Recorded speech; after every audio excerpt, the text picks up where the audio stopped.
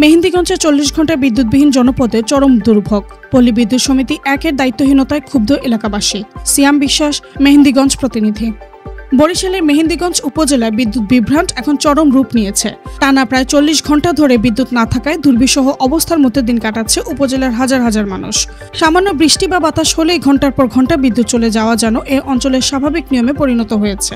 স্থানীয়দের অভিযোগ, বরিশাল পল্লী বিদ্যুৎ সমিতি 1-এর চরম দায়িত্বহীনতা, পর্যাপ্ত তদারকির অভাব এবং অব্যবস্থাপনার কারণেই এই দুর্ভোগের সৃষ্টি হয়েছে। নিয়মিত বিদ্যুৎ বিভ্রান্টে মেহেন্দিগঞ্জবাসী এখন চরমভাবে অতিষ্ঠ।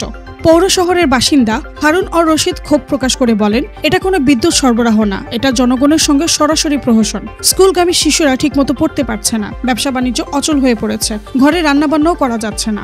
বিদ্যুৎ না থাকায় সবচেয়ে বেশি ক্ষতিগ্রস্ত হচ্ছে স্থানীয় বাজারগুলো। ব্যবসায়ীরা জানান, ফ্রিজে রাখা মাছ মাংস নষ্ট হয়ে যাচ্ছে, ফলে বিক্রি কমে গেছে প্রায় 40%। মোবাইল ফোনে চার্জ না থাকায় যোগাযোগ ব্যবস্থা ভেঙে পড়েছে। ইন্টারনেট সেবা ও জরুরি স্বাস্থ্যসেবা মারাত্মকভাবে বাধাগ্রস্ত হচ্ছে। তবে সবচেয়ে উদ্বেগজনক বিষয় হলো, বিভিন্ন সময় অভিযোগ জানানো হলেও কোনো কার্যকর ব্যবস্থা গ্রহণ করা হয়নি। বরিশাল পল্লী বিদ্যুৎ সমিতি 1-এর টোল ফ্রি নম্বরে কল করেও কোনো সাড়া মেলেনি বলে জানিয়েছেন ভুক্তভোগীরা। স্থানীয়রা বলেছেন, বিদ্যুৎ গেলে কখন আসবে সেটা এখন ভাগ্যের উপর নির্ভর করে।